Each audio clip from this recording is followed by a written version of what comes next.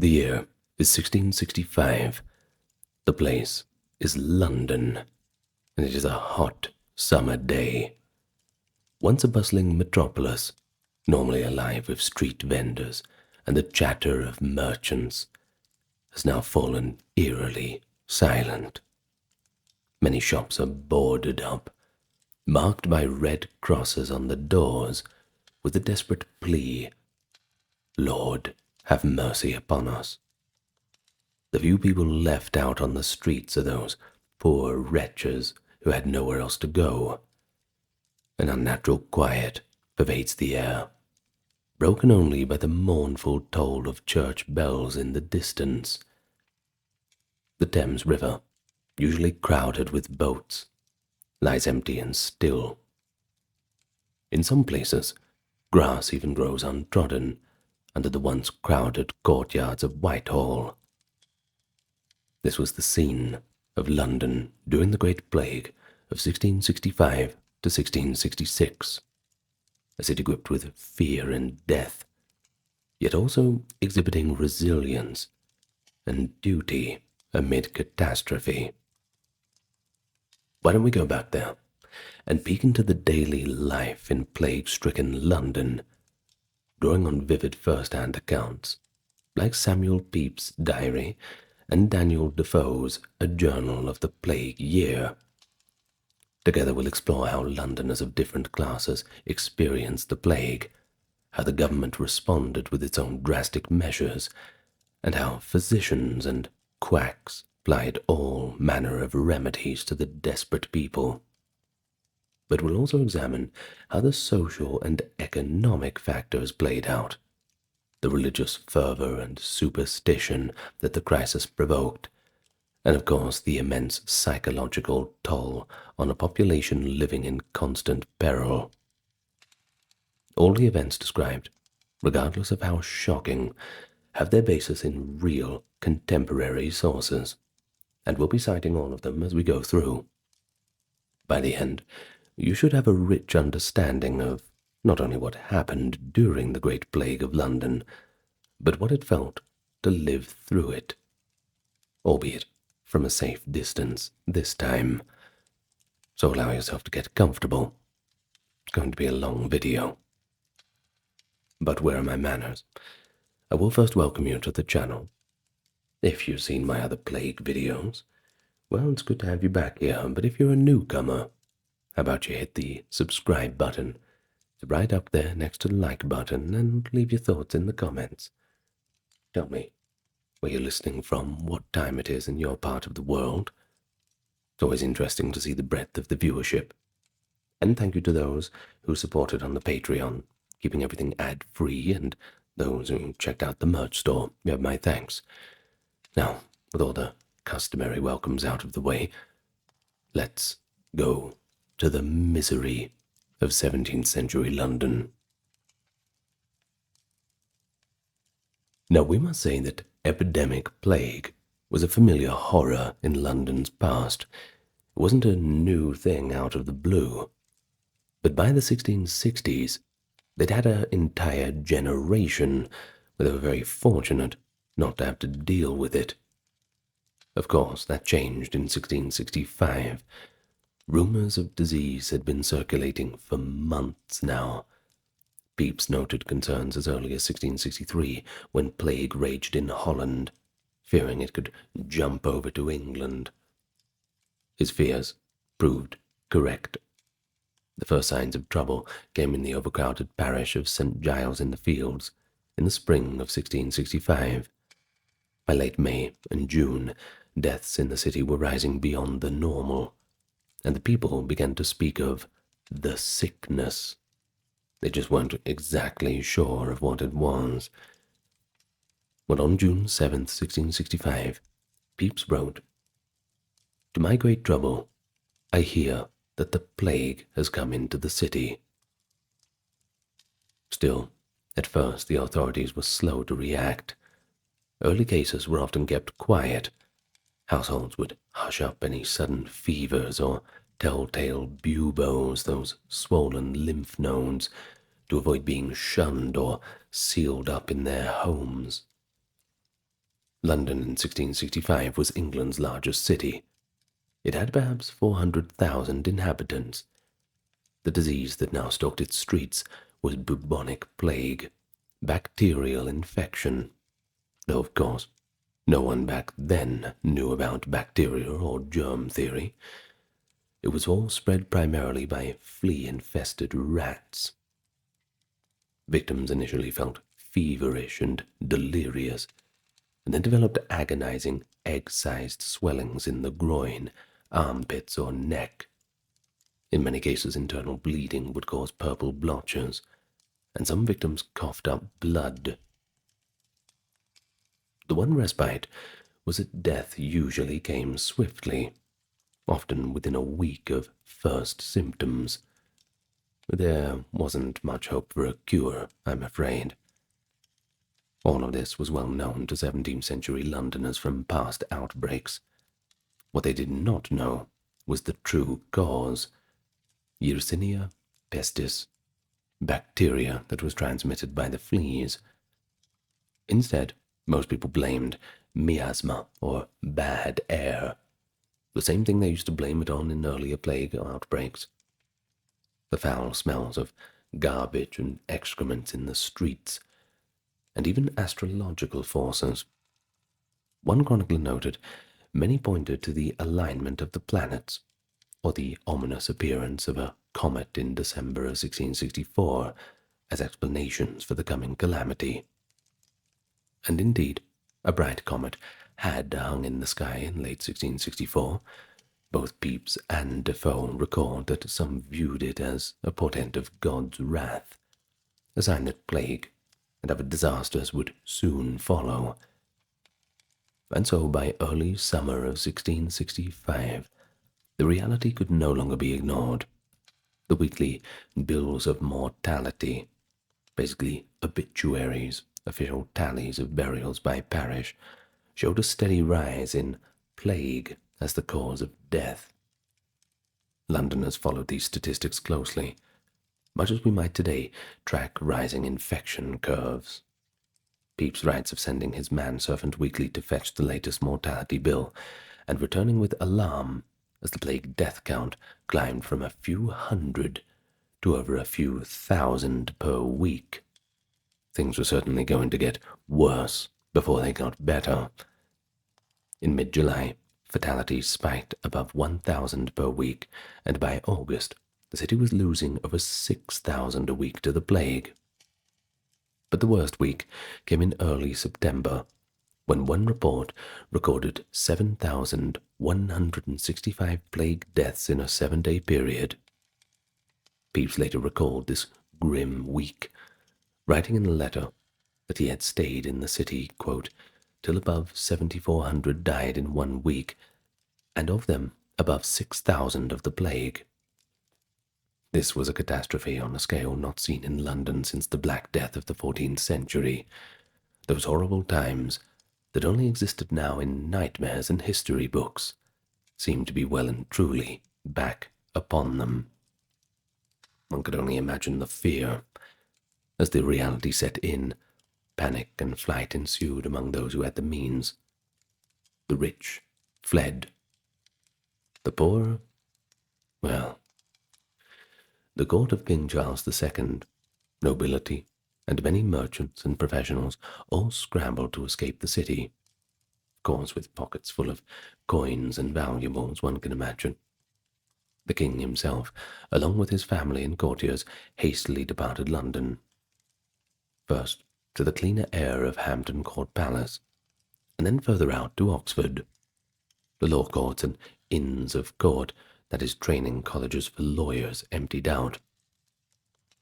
Even many physicians and surgeons, those who were most needed, fled to the countryside. They wanted to save their lives as much as anybody else. Pepys wryly noted that some members of the Royal College of Physicians, after decamping to safety, were still writing learned papers about the plague from afar, despite pointedly avoiding the actual epidemic.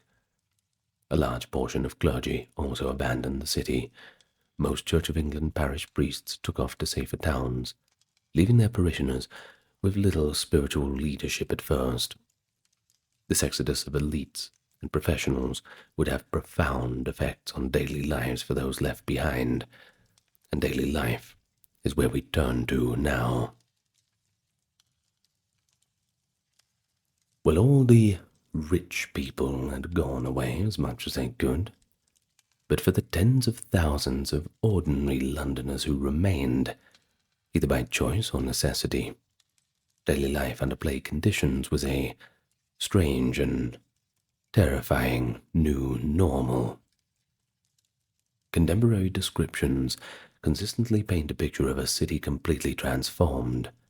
Streets that had teemed with the horse-drawn coaches, peddlers, and pedestrians now looked deserted at midday.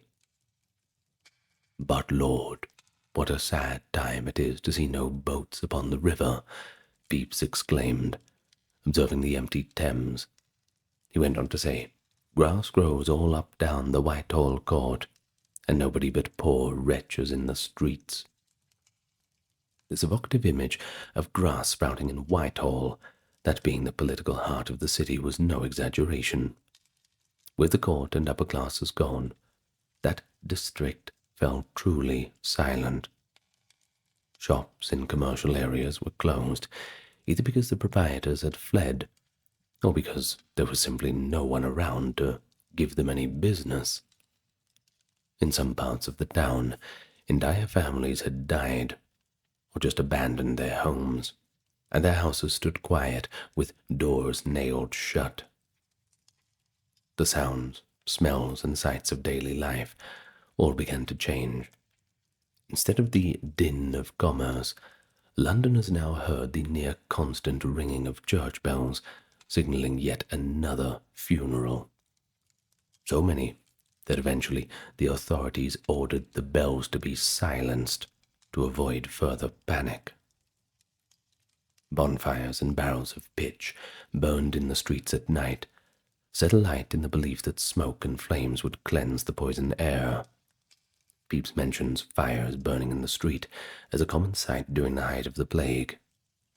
The usual smells of the city, the food markets, rivers, tanneries, were overpowered by the stench of burning tar, spices, and herbs intended to ward off miasma. But inevitably, all of those were overpowered by the stench of death. On some mornings, residents would open their windows to a dreadful stillness, only to have it broken by the rattle of cart wheels and the call of "Bring out your dead," as corpse collectors made their rounds after midnight and at first light. It was said that the dead carts creaked through the dark streets like ghostly processions, taking bodies to the ever-expanding plague pits for burial. Ugh, plague pit. Now, though that little word combination, it certainly summons an image up in your mind, doesn't it? So, life for the poor and the laboring classes was especially harrowing. They had the fewest resources to cope, and they couldn't just easily pick up and flee. Many continued to work as long as they were able. Brewers kept brewing, bakers kept baking, but business was slow, fraught with danger. Those who made their living in public spaces, as porters, market sellers, watermen on the Thames, found customers scarce, or if there were customers around, they were too fearful to come near. Pepys noted, nobody but poor wretches were in the streets, because anyone of means was indoors or gone. In poorer parishes, people continued to crowd into ill-ventilated tenements and alley dwellings, which became deadly hothouses of infection. An anonymous eyewitness quoted by Defoe described the whole alleyways desolate, doors marked with red crosses, occupants either dead or too sick to care for themselves. For those unfortunate souls, daily life might mean being essentially trapped in one plague-infested room, with family members falling ill one by one. Life for the wealthy and middle class who stayed was a life behind closed doors. Some gentry and merchants chose to isolate in their country homes, if they had them. But not everybody is lucky enough to have a second home out in the countryside. Others, like Pepys and a handful of officials, remained in London out of duty or necessity, but often sent their families away to safer locales. Pepys, for instance, sent his wife Elizabeth to stay outside the city for a time, and later noted the great expense he incurred by keeping his family long at Woolwich. Those well off enough might stockpile provisions and literally barricade themselves inside their houses for weeks on end, admitting no visitors. One contemporary wrote of people who shut themselves up and kept their own society until the plague had passed, a 17th century version of quarantine bubbles, I suppose. The streets of prosperous neighborhoods like Covent Garden and Strand were largely empty. Behind many a shuttered window were families anxiously sitting together in prayer that the contagion would not breach the door. Community and class distinctions in some ways began to blur as plague worsened. All were equal in the face of the disease, and death is always the great equalizer. Pepys, a high-ranking naval administrator, still travelled across the city for work and was struck by the atmosphere of universal devastation. Quote, "Whole families, 10 and 12 together, have been swept away," and even survivors grew desensitized to the mounting casualties. The usual social activities, coffee houses, gatherings, theatre performances, fairs, they had all vanished. The government had closed plays, bear baitings, games, and feasts by official order. London had become a patchwork of haunted neighborhoods. In some you might still find a tavern quietly operating, or a few market stalls open, but in many others, not a single shop nor public house welcomed customers for months. Daily life, for those who could afford it, shifted to an indoor existence of waiting, watching, and worrying. Yet, even amid the dread, certain routines continued.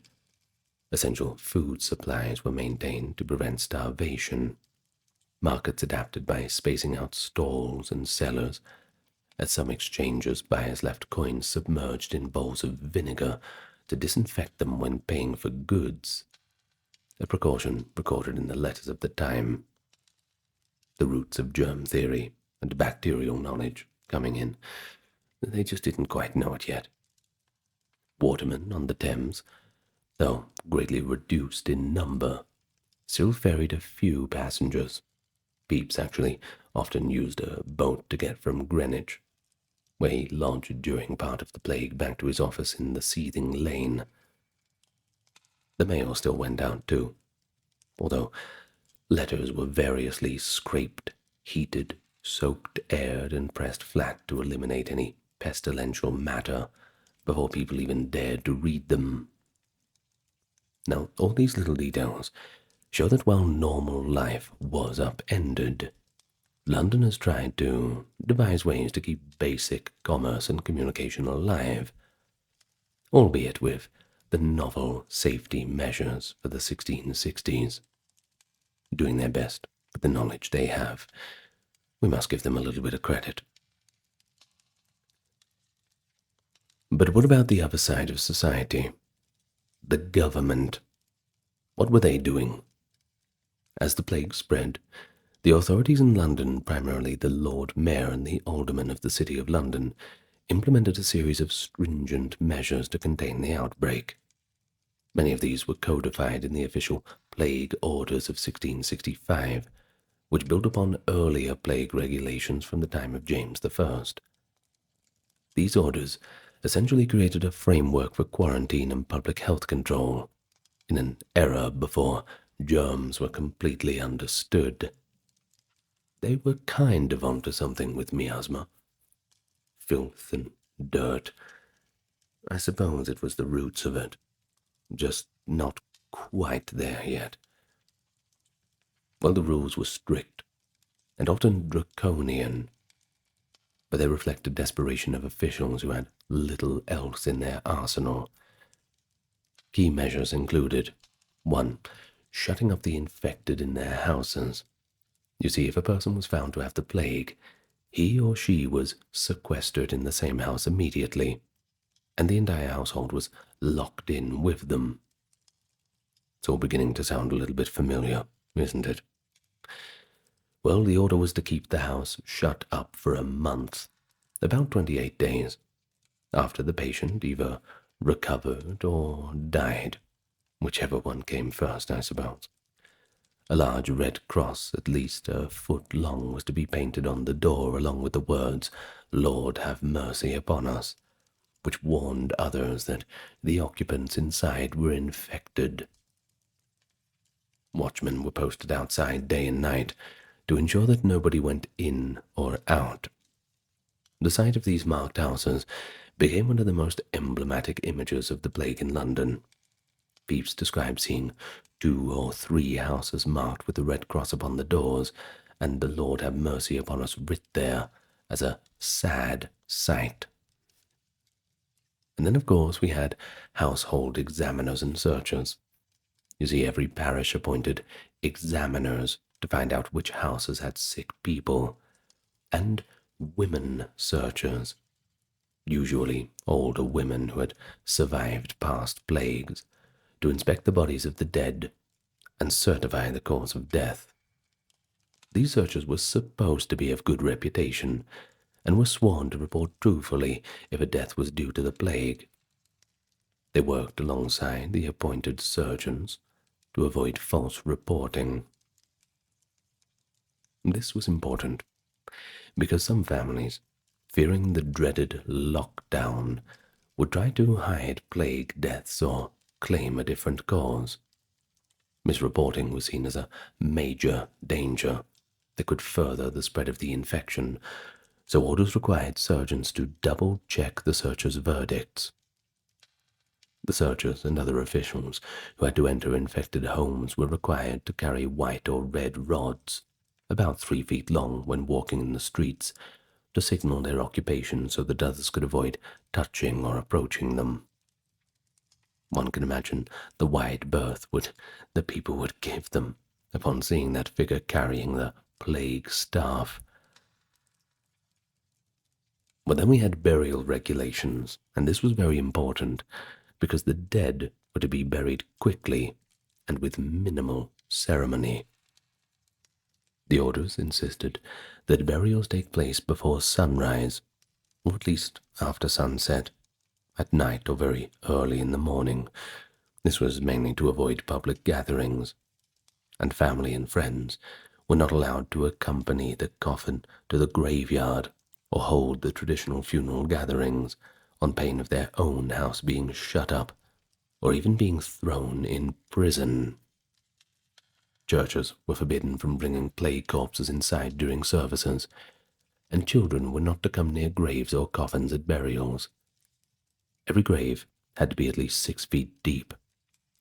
These rules aimed to prevent contagion at funerals and to ensure the bodies, which they thought might exhale poisonous vapors, were well covered with earth. Despite such measures, by August, the number of deaths was so overwhelming that nightly mass burials had become routine. Pepys wrote in mid-August that, quote, "The people die so fast that even nighttime burials could not keep up. The nights, though much lengthened, are grown too short to conceal the burials of those that died the day before." Ultimately, huge plague pits were dug, the most infamous being in Aldgate, and another in Finsbury Fields, where thousands of bodies were just thrown in. Grisly rumors circulated that some desperate or grief-maddened individuals threw themselves into the pits while still alive. though such tales, mentioned later by Defoe, may have been apocryphal. It's still pretty horrifying, though. Then, of course, the theme of familiarity continues. We have restrictions on movement. To slow the spread, the City of London imposed controls on travel and mingling. As early as June, with crowds of people trying to flee, the Lord Mayor ordered the city gates shut to those without a certificate of health. Such health certificates, essentially letters testifying that the bearer came from an uninfected house, became precious documents, reportedly more valuable than gold, and a black market in forgeries sprung up. Inside the city, if someone from an infected house managed to escape and sneak into another house, the orders stipulated that the fugitive be captured and returned by night, and the house that harbored them be shut up as well. Highway checkpoints were set up outside London to turn back travellers from the plague zones. Other towns and villages often refused to let Londoners in, sometimes brutally so. Defoe relates how country people would block roads or even threaten to shoot approaching Londoners, fearing they carried the infection. Next, we had closure of public spaces. All public entertainments and gatherings were banned. Playhouses and theatres had already been closed by royal order. In fact, they never opened at all in 1665 once the plague numbers grew. Music houses, dancing schools, gambling houses, and bear-baiting pits were likewise shut. Large assemblies, such as fairs, markets, or large church congregations, were discouraged or even outright prohibited. There is also evidence that even the traditional practice of church bells ringing for each dead had to be halted because the continuous dirges were unnerving the populace and possibly even drawing crowds. Pepys notes that at one point the silence of the normally clamorous city, except for the bell tolls, made the disaster even more palpable. You think about it. Everything is gone. All the workers, all the life. The only thing that remains is that damned bell sound, that reminder of death. Enough to drive anybody crazy, that's for sure. Well, lastly, we have sanitation efforts. The government, recognizing the filth and bad smells, seemed to be linked to the plague. Of course, they were right that sanitation matters, but somewhat wrong about the mechanism. The authorities ordered intensive street cleaning. Householders were required to sweep the street in front of their door every day. Teams of rakers collected refuse daily, announced by the blowing of a horn so people knew to bring out their garbage. Lay stalls, that is, garbage dumping sites, were moved far off from the city. They also strictly forbade anybody from selling rotten food. Quote, no stinking fish or unwholesome flesh or musty corn could be sold, and taverns, beer casks had to be checked for spoilage. Perhaps the most drastic measure. At the start of the plague, the city outright banned domestic animals in the city, believing cats and dogs might spread the plague. The Lord Mayor ordered a mass cull of stray animals. It is recorded that over 4,000 dogs were destroyed by the official dog killers in London. According to Defoe's later account, the total butcher's bill was even higher. He estimated roughly 40,000 dogs and 200,000 cats were killed across the city. Now, I'm sure you're thinking it. The cats. Now, what do cats usually do in a city? What is their job in the natural part of it? The policy was going to do more harm than good, since those animals would have helped control the rats that were the real culprits. So, of course, with their predators gone, the rat population and their plague-carrying fleas likely increased. But of course, at the time, they did not know that. The measure was all seen as necessary, and one can imagine how unsettling the sight of heaps of dogs and cat carcasses, another grim new normal for London's residents in 1665. It doesn't help the piles of dead dogs and cats, but all of the new living rats. Ugh. Not a good sight at all. But what about enforcing the measures? Well, that was an enormous challenge. The city appointed hundreds of watchmen to guard quarantine homes and nurse keepers to tend the sick, but many were subject to corruption or simply too scared to do the job properly. Some watchmen, often poor men doing an awful job for low pay, could be bribed with money or drink to let people slip out of shut-up houses at night. There were instances of outright violence as well. Contemporary reports, and later Defoe, mentioned that some desperate inmates attacked their guards. In fact, it was said that 18 or 20 watchmen were murdered over the course of the epidemic by people trying to break free. One notorious anecdote described a family lowering a rope or noose from an upper window to strangle the watchman standing guard below. Carefully drawing a noose over the guard's head from an attic window and hanging him so they could get away. Some kind of grim claw machine game. Well, while such extremes were not everyday occurrences, they underscore the fact that the enforcement was often haphazard. Certainly not a popular job, enforcing those rules. Once again, well, it's all quite familiar, isn't it? Well, the threat of being sealed in a house that had become a death trap understandably drove people to some extreme measures. So the government's response was not limited to physical containment. There were also attempts at economic and social relief. Parishes collected alms to support the sick and the unemployed. The Lord Mayor's office coordinated deliveries of food to the shut-up houses, well, at least in theory, so that those confined would not starve. But I'm sure hierarchies were existent in there too. Now, if the occupants could pay, they paid for their own supplies. If they were too poor, the, quote, common charge of the parish would step in and cover it. This was an early form of relief funding, and many wealthier citizens donated to parish funds for this very purpose. Nevertheless, distribution was uneven. We read of tragic cases where locked-in families ran out of food or water, those left behind by poor paperwork. One reason people dreaded the quarantine was the fear of dying of neglect or hunger if the watchman failed to bring necessities.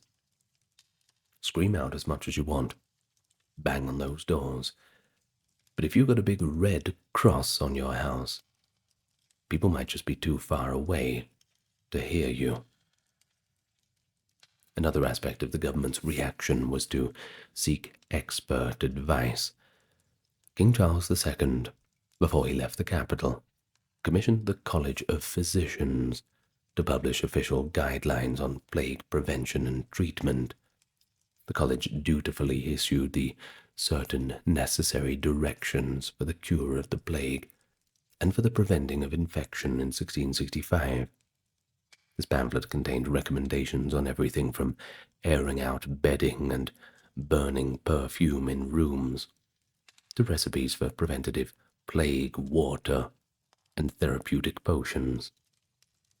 It reinforced many of the city's measures, that is, isolate the sick, fumigate houses, carry aromatic herbs while going out, and I suppose it provided a sort of medical imprimatur to the fight against the plague. We will discuss a few of those ideas in the next section, but it's worth noting that even the learned doctors were essentially stabbing in the dark. without knowledge of bacteria. Their advice was essentially a mix of reasonably good hygiene and typical Galenic medicine or folk medicine. Now, Galenic, of course, going back to the old Greek traditions of the Dr. Galen, hadn't changed for quite a long time. Still, having the king's support for public health measures helped encourage compliance. And so, by the autumn of 1665, the city administration was exhausted and overwhelmed, yet their efforts likely did have some effect in slowing the spread, at least within certain neighborhoods. It was an imperfect quarantine, porous, and often violated, but probably better than no measures at all. Notably, while London's plague was raging, other English cities such as Oxford, Cambridge, and Bristol largely kept the plague out, and this was in part by quarantining travellers and goods that came from London.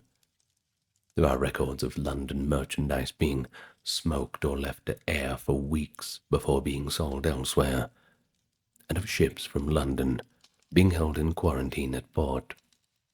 London essentially sacrificed itself by sealing itself off as much as possible.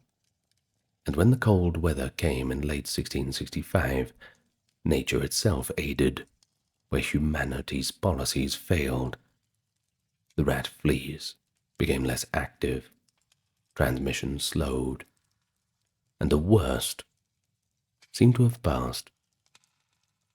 But the government measures, with all their flaws, provided a kind of framework that Londoners could adapt to, altering daily routines around the strictures of quarantine and the curfew. The plague orders remained in force into the spring of 1666 until, finally, the epidemic had waned and they could be lifted. In 1665, professional medicine was limited in its ability to treat or prevent the plague. But don't get me wrong, the city did have physicians, surgeons, apothecaries, and of course informal healers, all attempting to save lives or at least make money amid the crisis. Opportunity, always in the crisis. Well, the approaches range from learned medical regimens to downright bizarre folk remedies. So let's have a look at a few of the methods people use to try and cope medically with the disease. Now, first, it really must be said that many licensed doctors had already fled the city when the plague worsened, which of course made the problem even worse in itself. Those who catered to wealthy clientele often left with those clients, but a few brave or perhaps duty-bound physicians stayed. The most famous was Dr. Nathaniel Hodges, a Cambridge-educated physician who resolutely remained in London treating plague victims. Dr. Hodges later wrote an account of his experiences, that is, Loimologia, in 1672, which gives us a window into the medical practice at the time. According to his account, Hodges would rise early each day, fortify himself by swallowing a dose of anti-pestilential electuary, the size of a nutmeg, the kind of medicinal paste of herbs and drugs thought to prevent plague, then open his consulting rooms to throngs of patients each morning. After seeing the sick at his home, he made house calls around the city, burning a disinfectant of herbs and vinegar on hot coals upon entering each home, and keeping a lozenge or sponge soaked in aromatics at his mouth while examining the patients. He would take a midday break to drink a glass of sack, that is, wine, have a meal, often spiced with pickles or strong flavors, as people believed foods like this could ward off illness, and then continue visiting the afflicted until nightfall. In the evenings, Hodges admitted he would drink old wine until he felt thoroughly cheerful, perhaps a way to cope with the stress and likely also an attempt to keep his humors balanced by warmth, according to the medical theory of the day. Well, remarkably, Hodges actually survived uninfected. He believed the wine and careful regimen saved him, and was even rewarded by the city for his service, and quite rightly so. But it wasn't just him. There were other physicians who stayed, including Dr. George Thompson, a rival of the college physicians who promoted aggressive treatments like bleeding and purging, and several unsung local doctors. Moreover, city authorities hired a number of plague doctors or pest houses physicians to attend the poor. The term plague doctor often conjures the image of the beaked mask and head-to-toe leather outfit, and indeed, at least on the continent, in cities like Rome or Paris, some doctors don that famous costume, complete with a bird-like mask stuffed with protective herbs. But in London, there's scant evidence that the beaked masks were commonly used. Doctors more likely wore long waxed coats, gloves, and carried the aforementioned aromatic sponges or pomanders for safety. We know plague nurses and examiners in London carried long staffs, and sometimes wore waxed cloaks to avoid the effluvia. Even without a standardized uniform, the idea was pretty much the same: to shield from contagion by covering the body and filtering the air through sweet-smelling herbs, which they of course believed at the time would purify the poisonous miasma. Whether it truly helped, well, that's doubtful. Some doctors still caught the plague, like Pepys' personal physician, Dr. Burnett, whom Pepys mournfully notes, "is this morning dead of the plague, poor unfortunate man." Those physicians who did tend the sick tried a variety of treatments, none of which could actually kill the plague bacteria, but a few might have marginally helped. Now, in terms of common treatments, we have a few of them that you might be pretty familiar with. The first we have is bloodletting or purging. Doctors would cut a patient to let blood flow or apply leeches, thinking to rebalance the humors. Others gave strong laxatives or emetics to purge poisons from the body. These methods often weakened patients further, and, well, they're now seen as quite harmful, but at the time they were standard practice for many illnesses. Then we have plasters and lancing, a more localized treatment. For the signature buboes was to lance the swelling, that is, cut it open, or to draw it to a head with a poultice. One recipe was to apply a warm plaster of figs and onions to ripen the bubo and then lance it to drain out the pus. Sorry if you're having your dinner while you're listening to this. Well, this occasionally relieved pain, and if the patient's immune system was strong, they might recover, though not really because of the lancing per se. Transference cures were also around. Folk tradition held that you could draw out the plague poison by transferring it to something else, a little less scientific.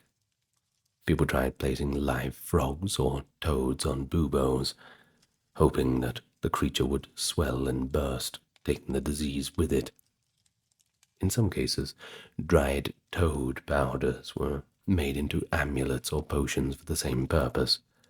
In fact, Dr. Hodges actually tested dried toads as well as the famed panaceas, like bezoar stones, that is, gallstones from animals, and powdered unicorn's horn, but he found them to be useless. These were expensive remedies, sold by quacks to people who were quite gullible. But perhaps some of those doctors were just trying to do the best they could as well. I mean, it wasn't like the medical science of the time was really giving them much luck. So after the plague anyway, Hodges bluntly concluded that these transference cures had very little effect, which is quite a valuable contemporary debunking of such cures. Then we have herbal concoctions. Both learned physicians and traditional healers relied heavily on these. Plague water was a common tonic, essentially a strong herbal liquor. One popular version, Matthias's plague water, mixed exotic ingredients like candied angelica, myrrh, and nutmeg in a distilled spirit. Another famous remedy was theriac or Venice triacle. It was a complex concoction, containing dozens of ingredients, all the way from opium and wine to snake flesh in some recipes. The potions were meant to be taken in small doses to prevent plague or in larger doses to treat it. How effective were they? Likely they did very little, except perhaps have a psychological effect of calming a panicked patient. Of course, opium can certainly do that, or perhaps provide hydration and a tiny bit of nutrition. Some plague waters were basically strong alcohol with herbs. At least, they made you drunk enough to forget about your problems. Still, the College of Physicians' official advice recommended various inward medicines, and even provided cheaper versions for the poor. But then we have aromatics and smoke. Because, quote, bad air, that is miasma, was thought to carry plague, filling one's nose with good smells was a protective tactic. Posies of flowers and herbs became ubiquitous. People would carry small bouquets of rue, rosemary, lavender, or whatnot to sniff as they walked around, attempting to block out any miasma. Pepys himself followed the crowd in this. He writes of buying a, quote, roll of tobacco to smell and chew, because tobacco smoke was believed to ward off infection. Indeed, tobacco was so highly regarded as a plague prophylactic that schoolboys at Eton were reportedly made to smoke a pipe of tobacco a day. Well, how things have changed. Similarly, fires and incense were lit in rooms to correct the air. One proposal even suggested floating a shipload of burning onions on the Thames to absorb the plague vapors. It's unclear if that onion barge scheme was ever attempted, but it does show the creative, if futile, lengths that people went to. Well, in a crisis, unscrupulous businessmen, if we can call them that, always appear. 1665 London saw a boom in snake oil sales. Street peddlers sold infallible plague pills, golden amulets and charms with mystical inscriptions. One popular charm was printed abracadabra, triangle on paper. People hung this around their neck, believing the word's gradual disappearance. As letters are removed line by line in the triangle, would diminish the disease. Others paid for astrologers' horoscopes to know if they or their family would be spared. The College of Physicians decried these charlatans, but the public, in fear, often turned to any hope. One eyewitness wrote that, quote, every idle rumor of a cure or prevention found believers eager to try it. Unsurprisingly, many of these purported cures did nothing, or were just outright harmful. And so, despite the myriad treatments, the brutal truth was that if you caught a serious case of the bubonic plague in 1665, you were pretty much done for. Perhaps 20–30% might survive if they only had buboes. Some lived after the swelling burst and drained naturally. But if the infection became pneumonic, that is, in the lungs, or septicemic, in the bloodstream, you were pretty much going to die. There was nothing they could do for you. Doctors and lay healers alike were essentially providing comfort, not cures. Yet people desperately clung to these measures for a sense of control, psychological benefit of doing something, whether swallowing a potion or lighting a fire probably helped maintain some hope. It's important to note that nursing and care could make a difference. Some survived the plague due to good nursing. Rest, hydration, keeping clean. Things understood in a basic way even then. The unsung heroes, of course, were the nurses, often poor women who risked their lives tending to the sick. The city's orders even mention rules for nurses, such as not moving to a new house too soon after tending a plague patient, lest they spread it. Many nurses surely died in the process, but others developed immunity if they had a mild exposure. But finally, the plague did spur some medical insight. Remember Dr. Hodges? Well, he, for example, observed and later wrote what worked and what didn't.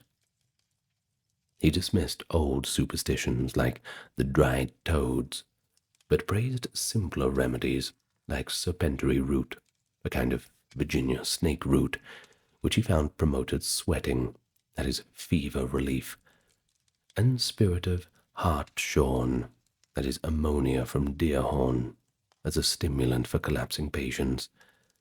These observations, though not revolutionary in any sense, moved medicine slightly forward. Unfortunately, it takes catastrophes like this for any real progress to happen. But there was another physician, Dr. Richard Mead, that is after the plague in 1720, who analyzed the 1665 outbreak and urged for quarantine and cleaning methods that were frankly quite ahead of its time. And so while 17th century medicine was tragically unable to halt the plague, London's experience did contribute to a growing body of knowledge on epidemic management. Knowledge that slowly but surely would improve responses in the future. Albeit, it's never going to be perfect. But of course, the Great Plague didn't just kill people, but also dislocated the entire economic and social life of the city.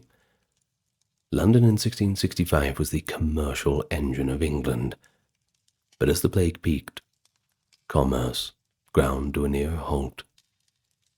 The Royal Exchange, the centre of trade, was largely empty, and all those shops and businesses were shuttered up for months. Merchants either fled or stayed home, taking an extended vacation, unwilling to risk or face dealings.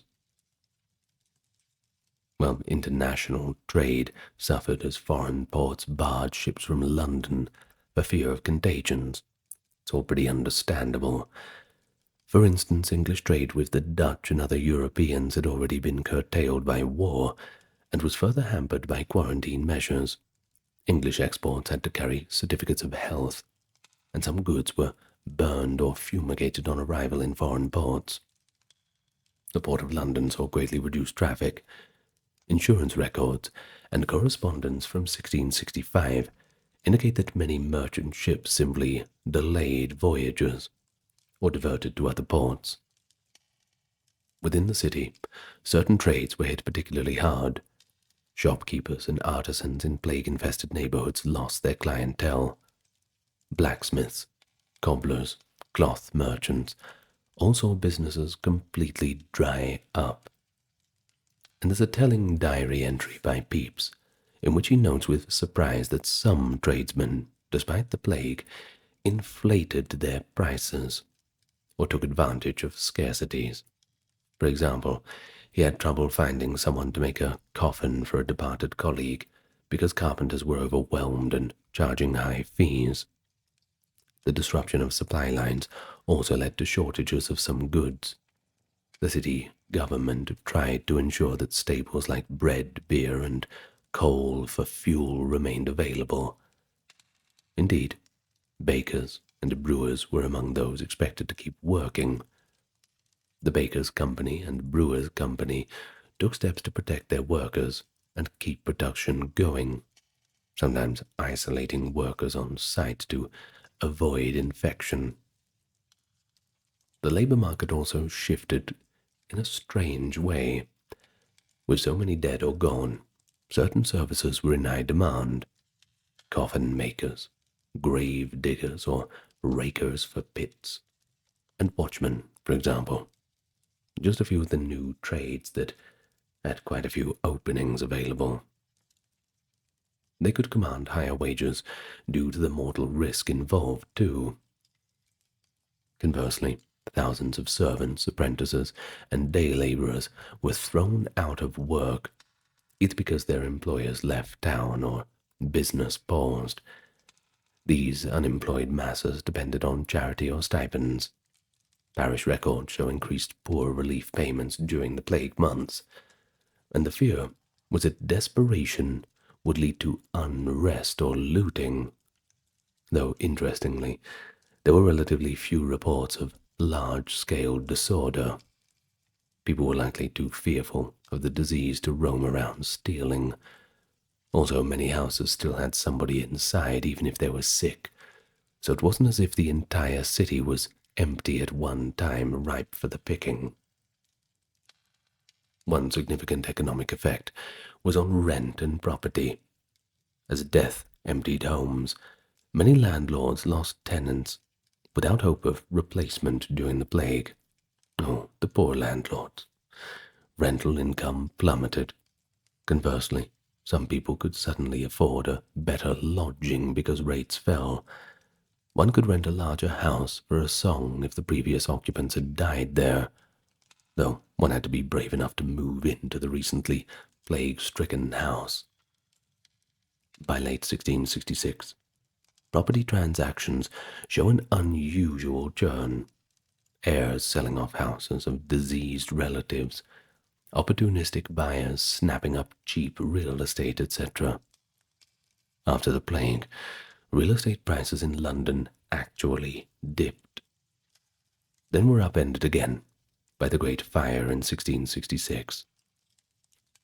Not a good time to be in London at all. Not a good time. So the plague year was economically chaotic too, followed by the rebuilding after the fire, making it hard to isolate the plague's economic impact alone. What they were left with was it that situation because of the plague or because of the fire? Perhaps everything just came at once. Wages for those in essential services did apparently rise. There were notes of sailors and dock workers being paid extra to stay near London. You see, the Navy needed to keep functioning for the war against the Dutch, plague or no plague. Pepys, working in naval administration, kept Navy business going as best as he could, and mentions having to navigate many colleagues' absences. For example, in July of 1665, he notes that the Navy office clerks were thin on the ground because some have fled for fear of the sickness. He also had to arrange for victuals, that is, food supplies for ships, without using the city contractors who were out of commission. Another subtle impact was on the social fabric and class relations. The plague in some ways leveled society out. See, both rich and poor could die, though the poor, of course, in greater numbers and in more miserable circumstance. Pepys observed with a mix of concern and curiosity how even wealth offered only so much protection. You aren't going to buy yourself out of the buboes, that's for sure. One day he might hear of a nobleman's coachman dying. Another day that a countess had succumbed after fleeing to the countryside.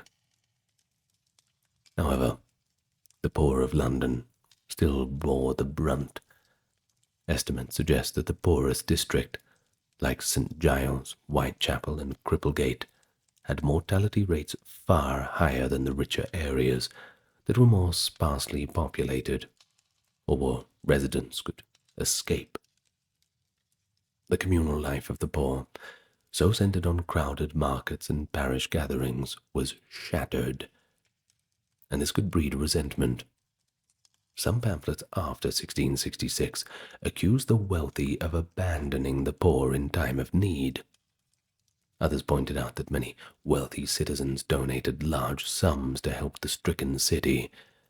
For instance, rich merchants gave money to their home parishes for plague relief, and even King Charles II, from his safe remove in Oxford, of course, sent funds to aid London's poor during the plague.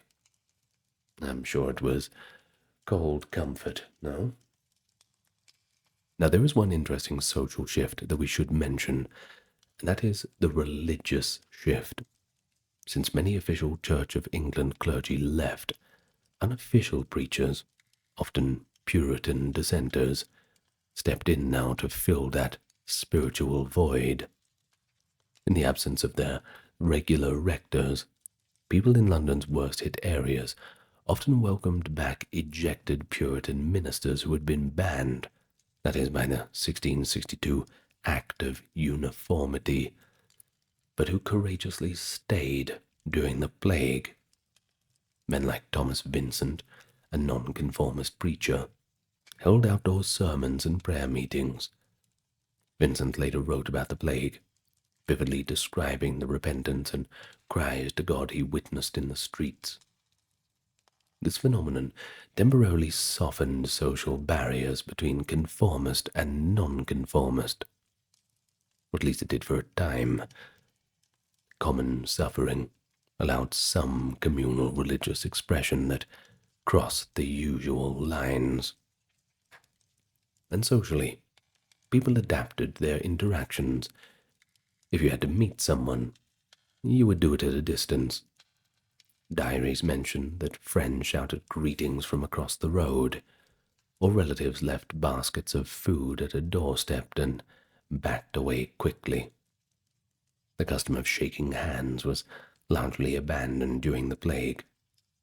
A polite bow or a wave had to suffice. One could say, I suppose, that social distancing was practiced in ad hoc ways. So, whenever societies face deadly epidemics, they often turn to religion and superstition for answers and comfort. The Great Plague of London was certainly no exception. It triggered intense religious responses and a surge in superstitious practice as people struggled to find meaning or protection in the midst of the horror. Many contemporaries interpreted the plague as the wrath of God, visited upon a sinful city. This was a common theological explanation for the plague, dating back to the Black Death, and in 1665 it was reinforced by recent events. You see, just 5 years earlier, in 1660, the monarchy had been restored after the Puritan Commonwealth, bringing what conservative Puritans saw as a resurgence of courtly immorality and laxity in religion. To some devout folks, the plague looked like divine punishment for England's sins, debauchery at the king's court, the neglect of true piety, and the licentious behavior of the citizens. Preachers thundered that the city must repent. Days of public fasting and prayer were proclaimed. Notably, even as the official Church of England leadership scattered, some ministers stayed and others stepped in. Sermons were delivered in the open air, because churches were deemed too risky in closed spaces, urging people to confess and reform. And there is one famous account by Reverend Thomas Vincent, that is a Puritan who stayed in London during the plague. It describes how people would stand, quote, weeping at the corners of streets, or kneel to pray outside the shuttered churches. Vincent wrote that during the worst months, there was such a cry to heaven for mercy, like he had never heard, with prayer meetings in many homes and psalms sung from windows by the quarantined faithful. This period temporarily relaxed some religious restrictions. Gatherings led by non-Anglican ministers, which would have been illegal under normal laws were tolerated, because official structures were in disarray, and the people had to have some spiritual solace wherever they could find it. Conversely, some Londoners were terrified and convinced of impending doom, indulged in hedonism or even occultism. The logic was pretty grim. If it's God's will, nothing can stop the plague. So you may as well drink and be merry, because we're going to die anyway. Pepys records instances of reckless behavior, like a group of friends continuing to meet for social dinners, even as the death toll rose, trying to maintain a facade of normalcy. Kind of like the band playing as the Titanic begins to fill with water and sink, drifting to one side. He also notes his own inner conflict. He occasionally went to the tavern or sought entertainment cautiously during 1665, then would feel guilty or frightened afterwards. It was a seesaw between pious fear and worldly temptation. Very real, very human. And of course, superstition would fill the gaps where science and orthodox religion failed to provide those concrete answers that everyone was seeking. Aside from the quack remedies we've already talked about, there were many omens and charms that people turned to. The appearance of the comet in 1664 had been taken as an omen of war and plague. Later, in 1666, another comet appeared, feeding a frenzy of apocalyptic predictions. 1666 was feared to be the year of the beast, you see. 666.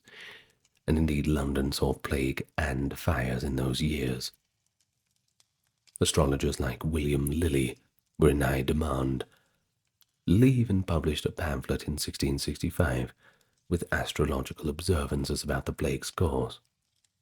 People eagerly sought horoscopes or almanacs to tell them when the pestilence might end. Personal talismans also proliferated. One widely used was the magical word square the abracadabra triangle that we mentioned earlier. But there was another. Another charm was to carry a packet of arsenic trioxide, a poison. Just put it in your pocket. Bizarrely, it was thought that since arsenic was poisonous, it might attract the plague poison and keep it away from your body. Witchcraft accusations did not become a major feature of the Great Plague in London, unlike some earlier plagues in rural areas where witches were blamed. In the metropolis, blame tended to be more diffuse. Bad air, God's will, foreigners, things like that, rather than pointing the finger at witches. It might surprise you that the witches got off pretty much unscathed in this plague. Well, still, some individuals likely practiced folk magic quietly at home, reciting incantations, using protective sigils, or seeking out a cunning man or wise woman to provide charms. So in a broad sense, morality and charity were tested. Some accounts praised those who showed Christian charity, neighbors leaving food for sick families, priests like Vincent ministering without concern for themselves, physicians who gave free treatment to the poor. Others note the moral failures, nurses or watchmen who stole from the houses they attended, healthy citizens who refused to help even their kin for fear of infection.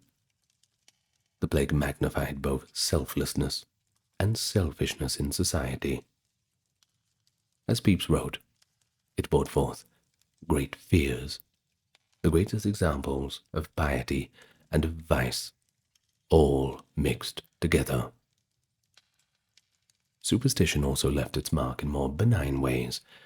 The children's rhyme, like Ring-a-Ring-a-Rosies, had been popularly, though perhaps inaccurately, linked to the plague. the posies referencing the herbs carried off to ward off disease and we all fall down, signifying death. Well, whether or not the rhyme truly originated in 1665, as scholars date it, it does show how cultural memory of the plague entered folklore. But on a communal level, once the plague began to ebb in late 1665 and into 1666, there was a collective sense of relief. Churches held services of thanksgiving, but there was also soul-searching. Did London truly reform its ways after this divine chastisement? Some preachers lamented that once the immediate danger was over, people swiftly returned to their old sins and vanities. Defoe's fictional narrator, looking back, comments that the extraordinary religious fervor of the plague months largely faded away afterwards. As he puts it, the devil returned to reclaim his ground once the angel with the sword left. Still, for those who lived through it, the plague must have left a lasting spiritual impression. Many survivors doubtless felt that they had been spared for a reason, or that they had witnessed a biblical level event. Really, you can't separate the psychology of coping from the religious and superstitious context. Believing in higher purpose or in lucky charms gave people something to cling to, besides pure fear. Whether it was a heartfelt prayer or a pouch of wormwood around the neck, these little actions could steady a person's mind amid all the chaos. So let's talk more about the psychological toll and the coping mechanisms. You see, living through the Great Plague was imaginably a emotionally scarring experience for the people in London. The ever-present spectre of death, breakdown of normal life, and the isolation. Add to that the uncertainty. It's all a pretty potent recipe for a psychological toll. Contemporary diaries and letters allow us to glimpse how people felt and coped or failed to cope during this time. Fear, the dominant emotion in the early stages. Fear of catching the disease, fear of losing your loved ones, fear of what happens after. As the death count rose exponentially, many people experienced an acute sense of dread each day. One did not know where the invisible poison might be lurking, in the breath of a neighbor on a piece of cloth, or just floating around in the air. Pepys in June described the great fears of sickness here in the city, and by July, when the plague hit its own parish in St. Olave's, he wrote of his apprehensions, noting he was so alarmed that he put his affairs in order, updating his will and organizing his important papers. A pretty common reaction among the better off, making wills, settling accounts as a precaution. But imagine the psychology there, essentially acknowledging that you might be dead next week. Well, for those trapped in quarantined houses or in plague-ravaged neighborhoods, the fear could tip into complete despair. The 17th century writer Henry Foe, the uncle of Daniel Defoe, reportedly recounted families where, after multiple members died, the survivors fell into a kind of stupor or madness. Defoe's novel contains one heartbreaking vignette, likely based on real anecdotes. A grieving mother, having lost all her children, wandering the streets at night wailing, and eventually throwing herself into a mass grave. Well, we have to be a little bit cautious about the literal truth of such stories, but they can still reflect an emotional truth. Many people were pushed to the brink of sanity by stress and grief. People were said to be taking their own lives at greater rates, though the exact numbers are unknown. Some might have been recorded as plague deaths. One psychological phenomenon noted by Pepys and others was a sort of numbness or desensitization that set in over time. Pepys admitted in September that after months of daily exposure to death, quote, I am come almost to think nothing of it. This numb acceptance was perhaps a kind of coping mechanism, the human mind's way of surviving an unbearable reality. When you see dead bodies that frequently, and every single day brings news of another acquaintance lost, all that horror can become quite routine. Of course, people still felt sadness, but it was as if a collective stoicism or perhaps fatalism had descended. Defoe's character, H.F., observes that by the height of the plague, many who remained were strangely calm. Having witnessed so much tragedy, they resigned themselves to fate. Some contemporary letters describe how even children became used to the sight of coffins being carried away through the streets at night, whereas at the beginning of the outbreak, such a scene would have caused panic.